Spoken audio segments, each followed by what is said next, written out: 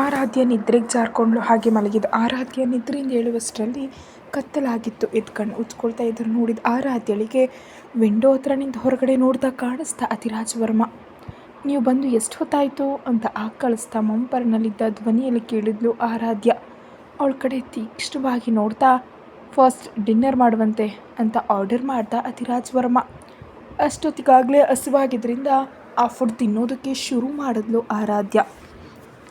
ಅಧಿರಾಜ್ Varma work finish ಮಾಡಿಕೊಂಡು just ಆಗಲೇ ಬಂದಿದ್ದಾನೆ ಅಂತ ಅಂದ್ಕೊಂಡ್ಳು. ಆದರೆ ಬೆಳಗ್ಗಿನಿಂದ ಅವನು ಎಲ್ಲ ಕೆಲಸಗಳನ್ನ ಬಿಟ್ಟು ಅವಳಿಗಾಗಿ ಹಾಸ್ಪಿಟಲ್ನಲ್ಲೇ ಉಳ್ಕೊಂಡಿದ್ದ ಅಂತ ಆರಾಧ್ಯಳಿಗೆ ಗೊತ್ತಿಲ್ಲ ಪಾಪ. ಅವಳು ಡಿನ್ನರ್ ಮಾಡ್ತಿದ್ದ ಪ್ಲೇಟ್ನಲ್ಲಿ ನಾನು ಮಶ್ರೂಮ್ ತಿನ್ನಲ್ಲ. ಅಧಿರಾಜ್ ವರ್ಮ ಕೆಲವು ಮಶ್ರೂಮ್ ಪೀಸ್ಗಳನ್ನ ಹಾಕಿ ತಿನ್ನುವಂತ ಹೇಳ್ದ. ನನಗಿಷ್ಟ ಇರಲ್ಲ ಅಂತ ಮುಖವನ್ನು ಒಂಥರ ಇಟ್ಕೊಂಡು ಹೇಳಿದ್ಲು ಆರಾಧ್ಯ. ಅವು ಹೆಲ್ತ್ಗೆ ಒಳ್ಳೆಯದು ಅನ್ನುವಂತೆ ಹೇಳಿ ತಿನ್ನಲೇಬೇಕು ಎಂಬಂತೆ ಅವಳ ಕಡೆ ನೋಡಿದ ಅಧಿರಾಜ್ ವರ್ಮ. ಬಾಯಿ ಮುಚ್ಕೊಂಡು ತಿನ್ನು ಅಂತ ಅಧಿರಾಜ್ ವರ್ಮ ಆರ್ಡರ್ ಮಾಡಿದ್ರಿಂದ ನನಗಿಷ್ಟ ಇರೋದು ಫುಡ್ ಕೂಡ ತಿನ್ನಿಸ್ತಿದ್ದಾನೆ. ಇವನಿಗೆ ಹೊಟ್ಟೆ ನೋವು ಬರಬೇಕು, ಇದೇ ನನ್ನ ಶಾಪ ಅಂದ್ಕೊಳ್ತಾ ಪ್ಲೇಟ್ನಲ್ಲಿದ್ದ ಮಶ್ರೂಮನ್ನು ದೆವ್ವ ನೋಡುವಂತೆ ನೋಡ್ತಾ ಬಾಯಿಗಿಟ್ಕೊಂಡು ಕಸಿವಿಸಿಯಿಂದ ತಿಂದಳು ಆರಾಧ್ಯ. ಅವನ ಮೇಲಿದ್ದ ಕೋಪವನ್ನು ಫುಡ್ ಮೇಲೆ ತೋರಿಸ್ತಾ ಒಂದೇ ಬಾರಿಗೆ ತುರುಕ್ಕೊಳ್ತಾ ಫಾಸ್ಟಾಗಿ ತಿಂತ ನಾಲಿಗೆ ಕಚ್ಕೊಂಡ್ಳು. ನೋವಿನಿಂದ ಅಮ್ಮ ಅಂತ ಕಿರ್ಚುತ್ತಾ ನಾಲಿಗೆ ಹೊರ ಹಾಕಿ ನೋಡ್ಕೊಳ್ಳೋದಕ್ಕೆ ಟ್ರೈ ಮಾಡಿದ್ಲು. ಅಷ್ಟೊತ್ತಿಗೆ ಅವಳು ಹಾಕ್ತಿದ್ದ ವೇಷಗಳನ್ನ ಒಂದು ಕಣ್ಣಿಟ್ಟು ಗಮನಿಸ್ತಿದ್ದ ಅಧಿರಾಜ್ ವರ್ಮ ಆರಾಧ್ಯ ಹಾಗೆ ನಾಲಿಗೆ ಹೊರ ಹಾಕಿ ನೋಡ್ಕೊಳ್ತಿದ್ರೆ ಮುದ್ದಾಗನ್ಸಿ ಹಾಗೆ ಅವಳ ಕಡೆಗೆ ನೋಡುತ್ತಾ ನಿಂತುಬಿಟ್ಟ. ಅವನಿಗೆ ಯಾಕೆ ಆರಾಧ್ಯಳನ್ನು ಯಾವಾಗ ನೋಡಿದ್ರು ಅಂಥ ಫೀಲಿಂಗ್ ಬಂದುಬಿಡುತ್ತೋ ಏನೋ. ಅವಳನ್ನ ನೋಡಿದ್ರೆ ಯಾಕೆ ನನ್ನ ಮನಸ್ಸು ನನ್ನ ಹತ್ರ ಇರಲ್ಲ, ನಾನು ಯಾಕೆ ಕಂಟ್ರೋಲ್ ಮಾಡ್ಕೊಳ್ಳೋದಕ್ಕೆ ಸಾಧ್ಯ ಆಗ್ತಿಲ್ಲ.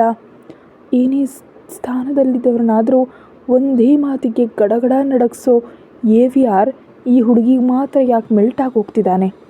ಆರಾಧ್ಯಳನ್ನು ನೋಡಿದ ತಕ್ಷಣ ಅವನು ಯಾಕೆ ಹಾಗಾಗಿ ಹೋಗ್ತಿದ್ದಾನೆ, ಯಾಕೆ ಮದುವೆ ಆಗಿದ್ದಾನೆ ಅನ್ನೋ ಕಾರಣ ಅವನಿಗೆ ಮಾತ್ರ ಗೊತ್ತು. ಮತ್ತೊಂದೆಡೆ ಆರಾಧ್ಯ ನಾಲ್ಗೆಯನ್ನು ಅತ್ತ ಇತ್ತ ತಿರುಗಿಸ್ತಾ ಇನ್ನೂ ಅದನ್ನು ನೋಡಿಕೊಳ್ಳುತ್ತಲೇ ಇದ್ದಾಳೆ. ಆದ್ದರಿಂದ ಕಂಟ್ರೋಲ್ ಮಾಡಿಕೊಳ್ಳಲಾಗದ ಅಧಿರಾಜ್ ವರ್ಮ ತಟ್ಟನೆ ಅವಳ ತುಟಿಗಳಿಗೆ ಮುತ್ತಿಟ್ಟ. ಆ ಸಡನ್ ರಿಯಾಕ್ಷನ್ಗೆ ಶಾಕ್ ಆದರೂ ಆರಾಧ್ಯ ಮುಖ ಉಬ್ಬಿಸ್ಕೊಂಡು ಯಾಕೆ ಹೀಗೆ ಮಾಡ್ತಿದ್ದೀರಾ, ನಿಜಕ್ಕೂ ನಾಲ್ಗೆ ನೋಡಿ ಎಷ್ಟು ರೆಡ್ ಆಗಿದೆ ಅಂತ ನಾಲ್ಗೆನ ಹೊರ ಹಾಕಿ ತೋರಿಸಿದ್ಲು. ಈ ಬಾರಿ ಅಧಿರಾಜ್ ವರ್ಮ ಮುತ್ತಿನಿಂದ ನಿಲ್ಲದೆ ಅವಳ ನಡುವಿನ ಮೇಲೆ ಕೈ ಹಾಕಿ ಗಟ್ಟಿಯಾಗಿಡ್ಕೊಂಡು ಆರಾಧ್ಯಳಿಗೆ ಗಟ್ಟಿಯಾಗಿ ಕಿಸ್ ಮಾಡೋದಕ್ಕೆ ಶುರು ಮಾಡ್ದ. ಆರಾಧ್ಯಳಿಗೆ ಉಸಿರಾಡೋದಕ್ಕೂ ಕೂಡ ಕಷ್ಟ ಆದರೂ ಕೂಡ ಹಾಗೆ ಕಿಸ್ ಮಾಡ್ತಲೇ ಇದ್ದ. ಆ ಮುತ್ತಿನ ಸಿಹಿಗೆ ಆರಾಧ್ಯ ನೋವನ್ನು ಮರೆತು ಹೋದ್ಲು. ಒಂದು ಕ್ಷಣ ಏನು ಮಾತಾಡದೆ ಆ ಆನಂದವನ್ನು ಆಸ್ವಾದಿಸ್ತಾ ತಾನೂ ಕೂಡ ಅದರಲ್ಲಿ ತೇಲ್ ಹೋದ್ಲು. ಹಾಗೆ ಕಣ್ಣು ಮುಚ್ಕೊಂಡಿದ್ದ ಆರಾಧ್ಯಳ ಕಡೆ ಒಂದು ಬಾರಿ ನೋಡಿದ ಅಧಿರಾಜ್ ವರ್ಮಾಗೆ ಅವಳ ತಲೆಗಿದ್ದ ಗಾಯ ಕಾಣಿಸ್ತು. ಆದ್ದರಿಂದ ತಕ್ಷಣ ನಿಜವಾದ ವಿಷಯ ನೆನಪಾಗಿ ತಲೆಗೆ ಎಲ್ಲಿ ನೋವಾಗುತ್ತೋ ಅಂತ ಕಿಸ್ ಮಾಡೋದನ್ನು ನಿಲ್ಲಿಸ್ದ. ಅಲ್ಲಿವರೆಗೆ ಆರಾಧ್ಯ ಕೂಡ ತೇಲ್ತಿದ್ದವಳು ಎಚ್ಚರ ಆಗಲಿಲ್ಲ. ನಡೆದದ್ದು ತಿಳಿಯುತ್ತಲೇ ಆಕೆ ಕೂಡ ಕಿರಿಕಿರಿ, ಬೇಸರ, ಕೋಪ ಎಲ್ಲವೂ ಒಟ್ಟಿಗೆ ಬಂದುಬಿಟ್ವು. ನಿಜಕ್ಕೂ ಏನು ಮಾಡ್ತಿದ್ದೀರಾ ನೀವು, ಹಾಸ್ಪಿಟಲ್ನಲ್ಲೂ ನನ್ನನ್ನು ಪ್ರಶಾಂತವಾಗಿ ಬದುಕೋದಕ್ಕೆ ಬಿಡಲ್ವಾ ಅಂತ ಕಿರ್ಚಿದ್ಲು ಆರಾಧ್ಯ. ಅಧಿರಾಜ್ ವರ್ಮ ಏನು ಮಾತಾಡದೆ ಅಲ್ಲಿಂದೆದ್ದು ಪ್ಯಾಂಟ್ ಪಾಕೆಟ್ನಲ್ಲಿ ಕೈಗಳನ್ನ ಇಟ್ಕೊಂಡು ವಿಂಡೋ ಹತ್ರ ಹೋಗಿ ನಿಂತ್ಕೊಂಡ. ಅವನನ್ನು ಹಾಗೆ ನೋಡಿದ ಆರಾಧ್ಯ ಆಶ್ಚರ್ಯ ಪಡ್ತಾ, ಎಲ್ಲರ ಹತ್ರ ಕೋಪದಿಂದ ಇರೋ ಸ್ಯಾಡಿಸ್ಟ್ ನನ್ನ ಹತ್ರ ಮಾತ್ರ ಯಾಕೆ ಸ್ವಲ್ಪ ಆದರೂ ತಗ್ಗಿರ್ತಾನೆ, ನಿಜಕ್ಕೂ ನನ್ನನ್ನು ಕೇರ್ ಮಾಡಬೇಕಾದ ಅವಶ್ಯಕತೆ ಅವನಿಗೇನಿದೆ ಅಂತ ಮನಸ್ಸಿನಲ್ಲೇ ಅಂದ್ಕೊಂಡ್ಳು. ಲೇಟ್ ನೈಟ್ ಆದರೂ ಅಧಿರಾಜ್ ವರ್ಮ ಪ್ಯಾಲೇಸ್ಗೆ ಹೋಗದೇ ಇರೋದ್ರಿಂದ ತಾನು ಮಲಗಿದ ಮೇಲೆ ಹೋಗ್ತಾನೇನೋ ಅಂತ ಆರಾಧ್ಯ ಕಣ್ಮುಚ್ಕೊಂಡ್ಳು. ಆದರೆ ಅವಳ ಅಂದಾಜನ್ನು ತಲೆ ಕೆಳಗೆ ಮಾಡ್ತಾ ಅವಳ ಪಕ್ಕದ ಬೆಡ್ ಮೇಲೆ ಮಲ್ಕೊಂಡ ಅಧಿರಾಜ್ ವರ್ಮ. ಅವನ ಹೈಟ್ಗೆ ಅದು ಏನೇನೂ ಸಾಲ್ತಾನೇ ಇರಲಿಲ್ಲ. ಪ್ರತಿದಿನ ಲಕ್ಸುರಿ ರೂಮ್ನಲ್ಲಿ ಕಿಂಗ್ ಸೈಜ್ ಬೆಡ್ ಮೇಲೆ ಮಲಗ್ತಿದ್ದ ಅಧಿರಾಜ್ ವರ್ಮ ಈ ದಿನ ತನಗಾಗಿ ಹಾಸ್ಪಿಟಲ್ನಲ್ಲಿ ಸಣ್ಣ ಬೆಡ್ ಮೇಲೆ ಅಡ್ಜಸ್ಟ್ ಆಗಿ ಮಲಗಿರೋದು ನೋಡಿದ್ರೆ ಆರಾಧ್ಯಳಿಗೆ ಯಾವುದೋ ಮೂಲೆಯಲ್ಲಿ ಅವನ ಮೇಲೆ ಒಳ್ಳೆ ಫೀಲಿಂಗ್ ಮೂಡೋದಕ್ಕೆ ಶುರುವಾಯಿತು. ಕಣ್ಮುಚ್ಕೊಂಡು ಮಲಗಿದ್ದ AVR ಕಡೆ ರೆಪ್ಪೆ ಕದೆ ನೋಡ್ತಿದ್ದಾಳೆ. ಈ ನಡುವೆ ಅವಳಿಗೆ ಒಂದು ಧ್ವನಿ ಕೇಳಿಸ್ತು. ಇನ್ನೊಂದು ಕ್ಷಣ ಏನಾದರೂ ನೀನು ಹಾಗೆ ನೋಡೋದನ್ನು ನಿಲ್ಲಿಸ್ತಿದ್ರೆ ನೀನು ಪಕ್ಕಕ್ಕೆ ಬಂದುಬಿಡ್ತೀನಿ ಅಂತ. ಆ ತಕ್ಷಣ ಮುಖ ತಿರುಗಿಸ್ಕೊಂಡು, ನಿಮಗೆ ನಿದ್ರೆ ಮಾಡುವಾಗ ಯಾರು ಏನು ಮಾಡ್ತಿದ್ದಾರೆ ಅಂತ ತಿಳಿದು ಹೋಗುತ್ತಾ? ಆದರೂ ನೀವ್ಯಾಕಿಲ್ಲಿ ಇದ್ದು ತೊಂದರೆ ಪಡ್ತಿದ್ದೀರಾ? ಹೊರಗಡೆ ನರ್ಸ್ ಜೊತೆ ಸಾವಿತ್ರಿ ಕೂಡ ಇದ್ದಾರೆ ಅಲ್ವಾ? ನೀವು ಪ್ಯಾಲೇಸ್ಗೆ ಹೊರಟು ಹೋಗಿ ಅಂತ ಕಳಕಳಿಯಿಂದ ಅಂದ್ಲು Aradhya. No problem, I can manage ಅಂದು ಹೇಳಿ ಮತ್ತೆ ಕಣ್ಮುಚ್ಕೊಂಡ ಅಧಿರಾಜ್ ವರ್ಮ. ಅದಲ್ಲ, ನಿಮಗೆ ಆ ಬೆಡ್ ಕಂಫರ್ಟೇಬಲ್ ಆಗಿಲ್ಲ ಅಲ್ವಾ, ಅದಕ್ಕೆ ಅಂತ ಸಣ್ಣದಾಗಿ ಅಂದ್ಲು ಆರಾಧ್ಯ. ನಿನ್ನ ಕಾಳಜಿ ಚೆನ್ನಾಗಿದೆ, 3 ತಿಂಗಳ ಅಗ್ರಿಮೆಂಟ್ ಕ್ಯಾನ್ಸಲ್ ಮಾಡೋದಕ್ಕೆ ಈಸಿ ಆಗಿದೆ ಅಂತ ಹಸ್ಕಿ ವಾಯ್ಸ್ನಲ್ಲಿ ಬಾಗಿ ನೋಡುತ್ತಾ ಹೇಳಿದ ಅಧಿರಾಜ್ ವರ್ಮ. ರಾಕ್ಷಸ, ಎಲ್ಲಾನು ತನಗೆ ಅನುಕೂಲವಾಗಿ ಮಾರ್ಪಾಡಿಸ್ಕೊಳ್ತಾನೆ, ಈ ಜನ್ಮದಲ್ಲಿ ಇವನು ಉದ್ಧಾರ ಆಗಲ್ಲ ಅಂತ ಬೈದ್ಕೊಳ್ತಾ ವಾಶ್ರೂಮ್ಗೆ ಅಂತ ಎದ್ದು ನಿಲ್ಲಲು ಟ್ರೈ ಮಾಡಿದ್ಲು ಆರಾಧ್ಯ.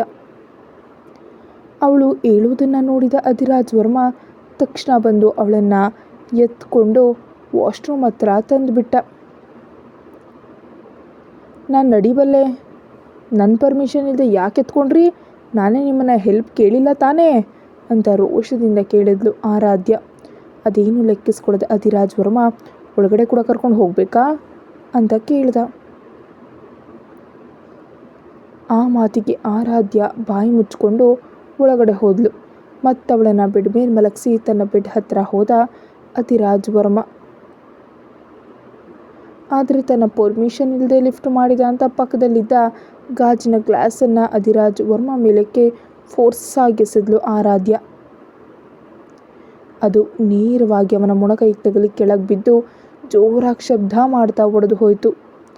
ಇವನು ನನ್ನ ಲೈಫ್ಗೆ ಬಂದಾಗಿನಿಂದ ಪ್ರತಿ ಬಾರಿ ನನ್ನ ಟಾರ್ಗೆಟ್ ಮಿಸ್ ಆಗ್ತಿದೆ. ಕನಿಷ್ಠ ಈ ಗ್ಲಾಸ್ ಆದರೂ ನಾನು ಕೋಪ ತೀರಿಸುತ್ತೆ ಅಂದ್ಕೊಂಡೆ, ಮಿಸ್ ಆಗೋಯ್ತು. ಆ ಶಬ್ದ ಕಣ್ಣು ತೆರೆದ ಅಧಿರಾಜ್ ವರ್ಮ ಆರಾಧ್ಯಳ ಕಡೆ ತೀಕ್ಷ್ಣವಾಗಿ ನೋಡ್ತಾ, ಸಿಂಹ ನಿದ್ರಿಸ್ತಿದೆ ಅಂತ ಎಲ್ಲ ಹುಚ್ಚು ವೇಷ ಹಾಕಿದ್ರೆ ಬಂದು ಕುತ್ತಿಗೆ ಕಚ್ಚುತ್ತೆ ಅಂತ ಬೇಸ್ ವಾಯ್ಸ್ನಲ್ಲಂದ. ಆ ಮಾತಿಗೆ ನಡುಗು ಹೋದ ಆರಾಧ್ಯ, ಇಲ್ಲ ತಪ್ಪಾಗಿ ತಗಲ್ತು, ಸಾರಿ ಅಂತ ಹೇಳ್ತಾ ಭಯದಿಂದ ಮುಸುಕು ಹೊದ್ದು ಮಲ್ಕೊಂಡ್ಬಿಟ್ಲು. ಅವಳು ಮಲಗಿದಾಳೆ ಅಂತ ಕನ್ಫರ್ಮ್ ಮಾಡಿಕೊಂಡ ಅಧಿರಾಜ್ ವರ್ಮ ರೂಮ್ ಹೊರಗಡೆ ಹೋದ. ಆಗಲೇ ಅಲ್ಲಿ ಸೆಕ್ಯೂರಿಟಿ ಗಾರ್ಡ್ ಆಗಿದ್ದ ದಾಸ್ ಕಾಲೇಜ್ CCTV ಫೋಟೋಸ್ ಹಾಗೂ ವಿಡಿಯೋದೊಂದಿಗೆ ರೆಡಿಯಾಗಿದ್ದ. ಅಧಿರಾಜ್ ವರ್ಮ ಬರತ್ಲೆ ವಿಡಿಯೋ ಪ್ಲೇ ಮಾಡಿ ಅವನ ಕೈ ಕೊಟ್ಟ. ಅದರಲ್ಲಿ ಶ್ರಾವ್ಯ ಆರಾಧ್ಯಳನ್ನು ರೋಡ್ ಮೇಲಕ್ಕೆ ಹೇಗೆ ತಳ್ಳಿದಾಳೆ ಎಂಬುದು ಕ್ಲಿಯರ್ ಆಗಿ ಕಾಣಿಸ್ತು. ಆರಾಧ್ಯಳ ಟೈಮ್ ಚೆನ್ನಾಗಿತ್ತು, ಪ್ರಾಣಾಪಾಯ ಇಲ್ಲದೆ ಉಳಿದಿದ್ದಾಳೆ. ಆ ವಿಡಿಯೋ ನೋಡಿ ಕೋಪದಿಂದ ತತ್ತರಿಸಿದ ಅಧಿರಾಜ್ ವರ್ಮ, ಆ ಈಡಿಯಟ್ಗೆ ತುಂಬ ಸಣ್ಣ ಪನಿಷ್ಮೆಂಟ್ ಕೊಟ್ಟೆ ಅನ್ನುತ್ತಾ ಮೊಬೈಲನ್ನು ಬಿಸಾಡಿ ಹೊಡೆದ.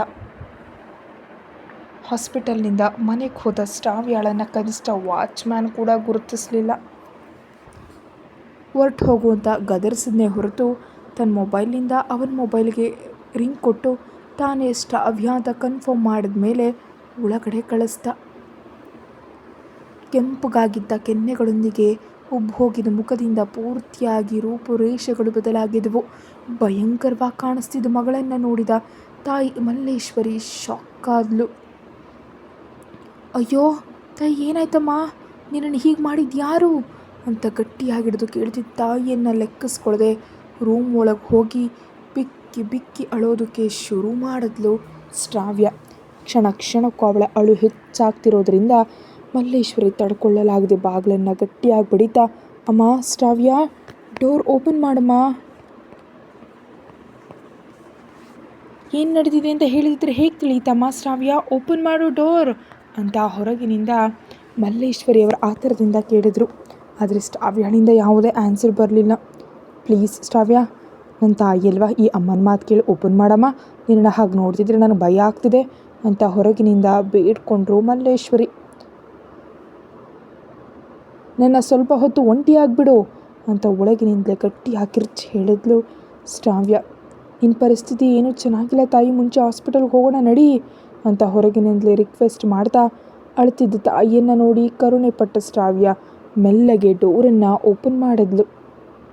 ತಕ್ಷಣ ಒಳಗಡೆ ಹೋದ ಮಲ್ಲೇಶ್ವರಿ ತನ್ನೆರಡು ಕೈಗಳಿಂದ ಶ್ರಾವ್ಯಳ ಮುಖವನ್ನು ಸವರ್ತಾ, ನಿನಗಿಂತಹ ಗತಿಯನ್ನು ತಂದಿಟ್ಟವ್ರನ್ನ ನಿಜಕ್ಕೂ ಬಿಡಲ್ಲ ಅಂತ ಗಟ್ಟಿಯಾಗಿ ಕಿರ್ಚ್ತಾ ಶ್ರಾವ್ಯಾಳನ್ನು ಹಿಡಿದು ಅಲುಗಾಡಿಸಿದ್ಲು.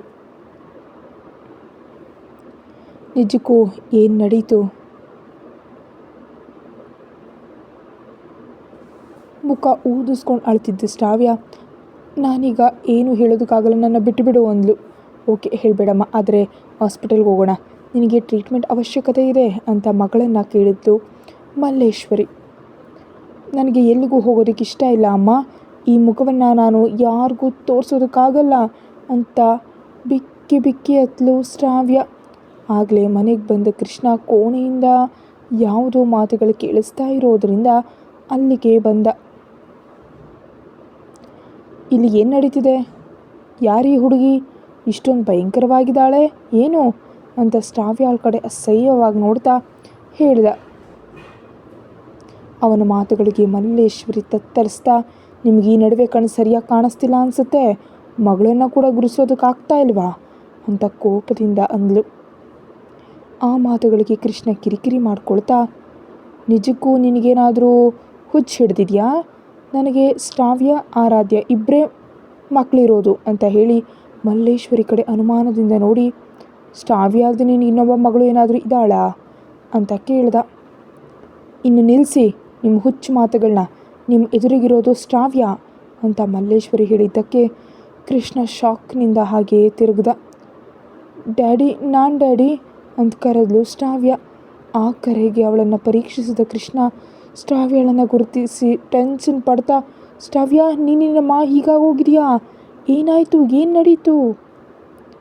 ಏನು ನಡೆದಿದೆ ಅಂತ ಆಮೇಲೆ ತಿಳ್ಕೊಳ್ಳೋಣ, ಮುಂಚೆ ಡಾಕ್ಟರ್ಗೆ ಫೋನ್ ಮಾಡಿ ಅವಳು ಹಾಸ್ಪಿಟಲ್ಗೆ ಬರ್ತೀನಿ ಅಂದರೂ ಬರಲ್ಲ ಅಂತ ಹಠ ಮಾಡ್ತಿದ್ದಾಳೆ ಅಂತ ಮಲ್ಲೇಶ್ವರಿ ಹೇಳಿದ್ದಕ್ಕೆ ಸರಿ ಅಂದ ತಕ್ಷಣ ತನಗೆ ತಿಳಿದಿದ್ದ ಡಾಕ್ಟರ್ಗೆ ಕಾಲ್ ಮಾಡಿ ಮನೆಗೆ ಕರೆಸ್ದ ಕೃಷ್ಣ. ಒಂದು ಅರ್ಧ ಗಂಟೆಗೆ ಡಾಕ್ಟರ್ ಬಂದು ಶ್ರಾವ್ಯಾಳ ಕೆನ್ನೆ ಮೇಲೆ ಇನ್ನು ತುಟಿಗಳ ಮೇಲಿದ್ದ ಊತಗಳಿಗೆ ಪೆಟ್ಟುಗಳಿಗೆಲ್ಲ ಮದ್ದು ಹಚ್ಚಿ ಒಂದು ಪೇನ್ ಕಿಲ್ಲರ್ ಇಂಜೆಕ್ಷನನ್ನು ಮಾಡಿದ್ರು.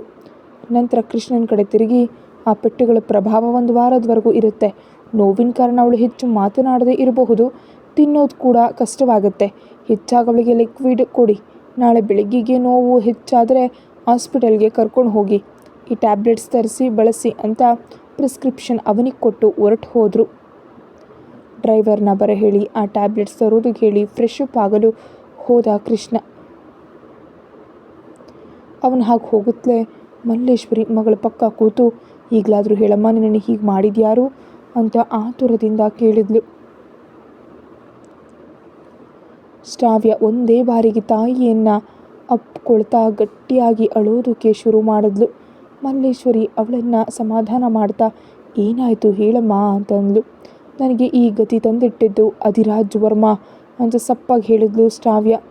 ಅದನ್ನು ಕೇಳುತ್ತೆ ಶಾಕ್ ಆದ ಮಲ್ಲೇಶ್ವರಿ, ಏನಂತಿದ್ಯಾ ನೀನು ಅಂತ ಕೇಳಿದ್ಲು.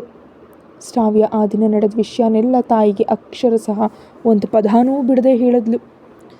ಪೂರ್ತಿ ಕೇಳಿದ ಮಲ್ಲೇಶ್ವರಿಗೆ ಅಧಿರಾಜ್ ವರ್ಮಾ ಎಂಥವನು ಅಂತ ಅರ್ಥವಾಗಿ ಭಯದಿಂದ ಮೈಯೆಲ್ಲ ಬೆವರು ಹೋಯಿತು.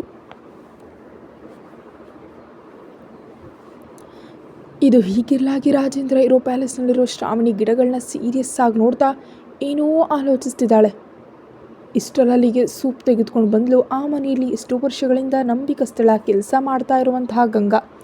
ಏನಮ್ಮ ಅಷ್ಟೊಂದು ಸೀರಿಯಸ್ ಆಗಿ ಆಲೋಚಿಸ್ತಿದ್ದೀರಾ? ಕಟರ್ ಹಿಡ್ಕೊಂಡು ಅಷ್ಟು ಬೇರೆ ಯೋಚನೆಯಲ್ಲಿದ್ದರೆ ತುಂಬ ಡೇಂಜರಮ್ಮ, ಅದು ನನಗೆ ಕೊಟ್ಟು ಈ ಸೂಪ್ ಕುಡೀರಿ ಅಂತ ಚಾಕಚಕ್ಯತೆಯಿಂದ ಅವಳ ಕೈಯಿಂದ ಕಟರನ್ನು ತೆಗೆದುಕೊಂಡು ಅಲ್ಲಿವರೆಗೆ ಶ್ರಾವಣಿ ಮಾಡ್ತಿದ್ದ ಕೆಲಸವನ್ನು ಕಂಟಿನ್ಯೂ ಮಾಡಿದ್ಲು ಗಂಗಾ. ಏನಿಲ್ಲ ಗಂಗಾ, ಏನೇನೋ ಆಲೋಚನೆಗಳು ಅಷ್ಟೇ, ನಿಜಕ್ಕೂ ನನಗೆ ಸೂಪ್ ಕುಡಿಯೋದಕ್ಕೆ ಇಷ್ಟ ಇಲ್ಲ, ತೆಗೆದುಕೊಂಡು ಹೋಗು ಅಂತ ಅಂದ್ಲು ಶ್ರಾವಣಿ. ಹಾಗಂದರೆ ಹೇಗಮ್ಮ? ನೀವು ಟ್ಯಾಬ್ಲೆಟ್ ತೊಗೋಬೇಕು ಅಂದರೆ ಖಾಲಿ ಹೊಟ್ಟೆಯಲ್ಲಿ ಇರಬಾರ್ದು, ನಿಮ್ಮ ಆರೋಗ್ಯದ ನಂತರವೇ ಇನ್ನೇನಿದ್ರು. ಚಿಕ್ಕಂದಿನಿಂದ ನಿಮ್ಮನ್ನು ನೋಡ್ತಿದ್ದೀನಿ, ನೀವು ಯಾವಾಗ ಹೇಗಿರ್ತೀರಾ ಅಂತ ಮಾತ್ರ ಅರ್ಥ ಮಾಡ್ಕೊಳ್ಳೋದಕ್ಕೆ ಸಾಧ್ಯ ಇಲ್ವೇ? ಇನ್ನು ಎಷ್ಟು ದಿನ ಅಂತ ಅಧಿರಾಜ್ ವರ್ಮಾ ಅವ್ರ ಬಗ್ಗೆ ಬೇಸರ ಪಡ್ತೀರಾ? ಈಗ ಅವರಿಗೆ ಮದುವೆ ಆಗಿ ಹೋಗಿದೆ. ನಾನು ಪ್ರೀತಿಸಿದವನನ್ನು ಮತ್ತೊಬ್ಬರ ಪಕ್ಕ ನೋಡ್ತಿದ್ರೆ ಎಷ್ಟು ಕಷ್ಟ ಆಗುತ್ತೆ ಗೊತ್ತಾ ಅಂತ ಎಲ್ಲೋ ನೋಡ್ತಾ ಅಂದ್ಲು ಶ್ರಾವಣಿ. ನಿಮ್ಮ ಬೇಸರ ನನಗೆ ಅರ್ಥ ಆಗುತ್ತೆ ಅಮ್ಮ, ಮುಂಚೆ ಈ ಟ್ಯಾಬ್ಲೆಟ್ಗಳನ್ನ ತೊಗೊಳ್ಳಿ, ಅಂತ ಪ್ರೀತಿಯಿಂದ ಅವಳಿಗೆ ಮೆಡಿಸನನ್ನು ಕೊಡಿಸಿ, ಈಗ ಹೇಳಿ ಏನು ನಡೀತು ಅಂತ ಕೇಳಿದ್ಲು ಗಂಗಾ. ನಾನು ಚೆಕಪ್ಗಾಗಿ ಹಾಸ್ಪಿಟಲ್ಗೆ ಹೋಗಿದ್ದೆ ಅಲ್ವಾ, ಅಲ್ಲಿ ಅಧಿರಾಜ್ ವರ್ಮ ಕಾಣಿಸ್ದ. ಅಲ್ಲಿ ಯಾಕಿದ್ದಾನೆ ಅಂತ ಎನ್ಕ್ವೈರಿ ಮಾಡಿದ್ರೆ ಅವನ ಹೆಂಡತಿ ಹಾಸ್ಪಿಟಲ್ನಲ್ಲಿ ಇದ್ದಾಳೆ ಅಂತ ತಿಳಿಯಿತು ಅಂತಂದ್ಲು ಶ್ರಾವಣಿ. ಆರಾಧ್ಯಮ್ಮನಿಗೆ ಏನಾಯಿತು ಅಂತ ಕಂಗಾಲಾಗಿ ಕೇಳಿದ್ಲು ಗಂಗಾ. ಅವಳ ತಂಗಿ ರೋಡ್ ಮೇಲಕ್ಕೆ ತಳ್ಳಿಬಿಟ್ಲಂತೆ, ಜಸ್ಟ್ ಮಿಸ್. ತಲೆಗೆ ಕಟ್ ಕೂಡ ಇದೆ. ನಿಜಕ್ಕೂ ಯಾರನ್ನು ಲೆಕ್ಕಿಸ್ಕೊಳ್ದೆ ಅಧಿರಾಜ್ ವರ್ಮ ತನ್ನ ಹೆಂಡತಿಗಾಗಿ ಹಾಸ್ಪಿಟಲ್ ಇರೋದನ್ನು ನೋಡಿ ಏನೋ ಒಂಥರ ಅನ್ನಿಸ್ತು. ಮಾವನ ಮಗಳು ಆದ ನನ್ನನ್ನು ಯಾವತ್ತೂ ಆ ರೀತಿ ನೋಡ್ಕೊಳ್ಳಿಲ್ಲ. ಅವಳಲ್ಲಿ ಏನಿದೆ ಅಂತ ಇಷ್ಟೊಂದು ಕೇರ್ ಮಾಡ್ತಿದ್ದಾನೆ. ಆದರೂ ಏನಿದೆ, ಈ ಕಥೆಗಳು ಇನ್ನೂ ಎಷ್ಟು ದಿನ ಇರುತ್ತೆ ಬಿಡು. ಆ ಆರಾಧ್ಯಳನ್ನು ಒಂದು ದಾರಿಯಲ್ಲಿ ಹೇಗೆ ಕಳಿಸ್ಬೇಕು, ಅಧಿರಾಜ್ ವರ್ಮ ಪಕ್ಕದಲ್ಲಿ ಹೇಗೆ ಸ್ಥಾನ ಪಡಿಬೇಕು ಅಂತ ನನಗೆ ಚೆನ್ನಾಗಿ ಗೊತ್ತು ಅಂತ ಮುಷ್ಟಿ ಬಿಗಿದ್ಲು ಶ್ರಾವಣಿ. ಈಗ ಅವ್ರ ವಿಷಯ ಯಾಕಮ್ಮ? ನಿಮ್ಮ ಆರೋಗ್ಯವೇ ಮೊದಲು ಚೆನ್ನಾಗಿಲ್ಲ. ಅನಾವಶ್ಯಕ ಆಲೋಚನೆ ಮಾಡಿ ನಿಮ್ಮ ಪ್ರಶಾಂತತೆಯನ್ನು ಯಾಕೆ ಕಳ್ಕೊಳ್ತೀರಾ? ಈ ಪ್ರಪಂಚದಲ್ಲಿ ಅಧಿರಾಜ್ ವರ್ಮ ಒಬ್ಬನೇನಾ ಇರೋದು? ಏನು, ಖಂಡಿತ ನಿಮ್ಗೆ ತಕ್ಕವನ ತಕ್ಷಣ ಸಿಗ್ತಾನೆ. ಆದರೂ ಮದುವೆ ಆದವನು ನಿಮಗೆ ಆಗ್ತಾಯಿ ಅಂತ ತಿಳಿ ಹೇಳೋ ಪ್ರಯತ್ನವನ್ನು ಮಾಡಿದ್ಲು. ನೀನು ಎಷ್ಟು ಹೇಳಿದ್ರೂ ನಾರ್ಮಲ್ ಆಗಲು ಸಾಧ್ಯ ಆಗ್ತಿಲ್ಲ. ಆ ಹುಡುಗಿನ ಕಾಲೇಜ್ ಸ್ಟೂಡೆಂಟ್, ಫ್ಯಾಷನ್ಸ್ ಏನೇನೂ ಇಲ್ಲ. ನಿಜಕ್ಕೂ ಅಧಿರಾಜ್ ವರ್ಮ ಸ್ಟೇಟಸ್ ಕೂಡ ಏನೇನೂ ಸಾಲಲ್ಲ. ಅಂಥ ಹುಡುಗಿಯೊಂದಿಗೆ ಎಷ್ಟು ದಿನ ಅಂತಿರ್ತಾನೆ? ಯಾವುದೋ ಒಂದಿನ ಖಂಡಿತ ಡಿವೋರ್ಸ್ ಕೊಡ್ತಾನೆ. ಕೇವಲ ಅವನ ಪಕ್ಕದಲ್ಲಿರೋ ಅರ್ಹತೆ ನನಗಿರೋದು. ಈಗಲೂ ಯಾವಾಗಲೂ ಎಂದೆಂದಿಗೂ ಅವನ ಲೈಫ್ನಲ್ಲಿ ಎಷ್ಟು ಜನ ಹುಡುಗಿರು ಬರಲಿ ಹೋಗಲಿ, ಅವನ ಜೊತೆ ಕೊನೆವರೆಗಿರೋದು ಕೇವಲ ನಾನೇ. ಆ ಆರಾಧ್ಯ ಬಂದಾರಿಗೆ ಸುಂಕ ಇಲ್ದಂತ ಹೋಗೋ ಹಾಗೆ ನಾನೇ ಮಾಡ್ತೀನಿ ಅಂತ ಕೋಪದಿಂದ ಅಂದ್ಲು ಶ್ರಾವಣಿ. ನಿಮ್ಮ ಆರೋಗ್ಯವೇ ಮೊದಲೇ ಚೆನ್ನಾಗಿಲ್ಲ. ನಿಮ್ಮ ಶರೀರ ತುಂಬ ಡೆಲಿಕೇಟ್ ಆಗಿದೆ. ಜಾಗ್ರತೆ ಆಗಿರೋದಕ್ಕೆ ಹೇಳಿದಾರಲ್ಲ ಡಾಕ್ಟರ್ಸ್. ಇಂಥ ಅನಾವಶ್ಯಕ ಆಲೋಚನೆಗಳಿಂದ ಆರೋಗ್ಯ ಹಾಳು ಮಾಡಿಕೊಂಡ್ರೆ ತೊಂದರೆ ಪಡೋದು ನೀವೇ. ಸ್ವಲ್ಪ ನನ್ನ ಮಾತು ಕೇಳಿ ತಾಯಿ ಅಂತಂದರು ಗಂಗಾ. ಹೇಗಿರಲಿ, ಆ ಹುಡುಗಿಯನ್ನು ನನ್ನ ಭಾವನ ಪಕ್ಕ ನೋಡ್ತಿದ್ರೆ ಕೋಪ ಬರುತ್ತೆ. ಏನಾದರೂ ಒಂದು ಮಾಡಿ ನನ್ನ ಅಧಿರಾಜ್ ವರ್ಮ ಜೀವನದಿಂದ ಪಕ್ಕಕ್ಕೆ ತಳ್ಳಬೇಕನ್ಸುತ್ತೆ ಅಂತ ವೇದನೆಯಿಂದ ಅಂದ್ಲು ಶ್ರಾವಣಿ. ನಾನು ನಿಮ್ಮ ಬೇಸರವನ್ನು ಅರ್ಥ ಮಾಡ್ಕೊಳ್ಬಲ್ಲೆ. ದಯವಿಟ್ಟು ನೀವು ಆವೇಶ ಪಡಬೇಡಿ. ಅದು ನಿಮ್ಮ ಆರೋಗ್ಯದ ಮೇಲೆ ಪ್ರಭಾವ ಬೀರುತ್ತೆ. ಸಂತೋಷವಾಗಿರೋದಕ್ಕೆ ಪ್ರಯತ್ನಿಸಿ ಅಂತ ಕಂಗಾಲಾಗಿ ಅಂದ್ಲು ಗಂಗಾ. ಈ ಪ್ರಪಂಚದಲ್ಲಿ ನನಗೆ ಸಂತೋಷ ಕೊಡೋದಕ್ಕೆ ಸಾಧ್ಯ ಇರೋದು ಅಧಿರಾಜ್ ವರ್ಮ ಒಬ್ಬನೇ ಅಂತ ಶೂನ್ಯದ ಕಡೆ ನೋಡ್ತಾ ಹಾಗೆ ಉಳಿದು ಹೋದ್ಲು ಶ್ರಾವಣಿ. ಇದು ಹೀಗಿರಲಾಗಿ ಹಾಸ್ಪಿಟಲ್ನಲ್ಲಿ ಆರಾಧ್ಯ ತುಂಬ ಕಿರಿಕಿರಿ ಮಾಡ್ಕೊಳ್ತಿದ್ದಾಳೆ. ಆಗಲೇ ಅವಳು ಹಾಸ್ಪಿಟಲ್ನಲ್ಲಿ ಅಡ್ಮಿಟ್ ಆಗಿ ಅದು 3ನೇ ದಿನ. ಎಲ್ಲ ರೀತಿ ಟೆಸ್ಟ್ಗಳನ್ನ ಮಾಡಿ ಎಲ್ಲವೂ ಚೆನ್ನಾಗಿದೆ ಅಂತ ಕನ್ಫರ್ಮ್ ಮಾಡಿಕೊಂಡ ಡಾಕ್ಟರ್ಸ್ ಆರಾಧ್ಯಳ ತಲೆಗಿದ್ದ ಕಟ್ಟನ್ನು ರಿಮೂವ್ ಮಾಡಿ ಯಾವುದಕ್ಕೂ ಒಳ್ಳೇದು ಅಬ್ಸರ್ವೇಷನಲ್ಲಿ ಇರೋದಕ್ಕೆ 2 ದಿನ ಇಲ್ಲೇ ಇರೋದಕ್ಕೆ ಹೇಳಿದ್ರು. ಆ ಮಾತಿಗೆ ಮತ್ತಷ್ಟು ಕಿರಿಕಿರಿ ಪಡ್ತಾ, ದೇವರೇ, ಹೀಗೆ ಪೇಷಂಟ್ ಥರ ಇರೋದು ಮತ್ತಷ್ಟು ಬೇಸರ ತರಿಸ್ತಿದೆ. ನಿಜಕ್ಕೂ ಟೈಮ್ ಪಾಸ್ ಆಗ್ತಿಲ್ಲ. ಈ ವಿಲನ್ ಏನೋ ಹೊರಗಡೆ ಹೋಗದಂತೆ ಇಲ್ಲೇ ಕಾವಲು ಕಾಯ್ತಿದ್ದಾನೆ. ಕನಿಷ್ಠ ಮೊಬೈಲ್ ಕೂಡ ನೋಡೋದಕ್ಕೆ ಬಿಡ್ತಿಲ್ಲ. ಹಾಗೆ ಮಲಗಿ ಮಲಗಿ ಬೇಸರ ಬರ್ತಿದೆ. ಹೋಗಲಿ, ಕಾವ್ಯ ಜೊತೆ ಮಾತಾಡ್ತಾ ಟೈಮ್ ಪಾಸ್ ಮಾಡೋಣ ಅಂದರೆ ಅದೃಷ್ಟ ಕೂಡ ನನ್ನ ಮುಖಕ್ಕಿಲ್ಲ ಅಂತ ಒಳಗೊಳಗೆ ಬೈಕೊತಾ ಇದ್ಲು. ಇಷ್ಟರಲ್ಲಿ ಏನೋ ನೆನಪಾದಂತೆ, ಟೈಮ್ ಪಾಸ್ಗೆ ಫೋನ್ ಯಾಕೆ, ನನ್ನ ಬಾಯಿ ಇದೆಯಲ್ಲ ಅದರಿಂದಲೇ ಟೈಮ್ ಪಾಸ್ ಮಾಡೋಣ ಅಂದ್ಕೊಂಡು ಬಾಯಿಗೆ ಬಂದ ಹಾಡುಗಳನ್ನೆಲ್ಲ ಹಾಡ್ತಾ ಇದ್ದಾಳೆ.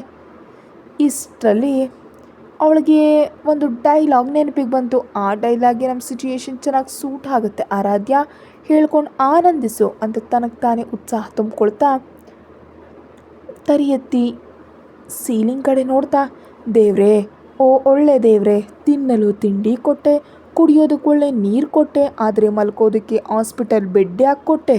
ಅದಕ್ಕೆ ನೀನು ನನಗೆ ಇಷ್ಟ ಇಲ್ಲ. ಆದರೂ ನಾನು ನಿನ್ನನ್ನು ಪ್ರೀತಿಸ್ತಾನೇ ಇರ್ತೀನಿ, ಯಾಕಂದರೆ ನಾನು ಆರಾಧ್ಯ. ಆದ್ದರಿಂದ ಅಂತ ಹುಚ್ಚಾಗಿ ಓದೋದ್ಲು ಆರಾಧ್ಯ. ಕತೆ ಮುಂದುವರಿಯುತ್ತೆ. ಹೆಚ್ಚಿನ ವೀಡಿಯೋಗಾಗಿ ಚಾನಲ್ಗೆ ಮೆಂಬರ್ಶಿಪ್ ತೊಗೊಂಡು ವೀಡಿಯೋ ಮೊದಲೇ ನೋಡಿ.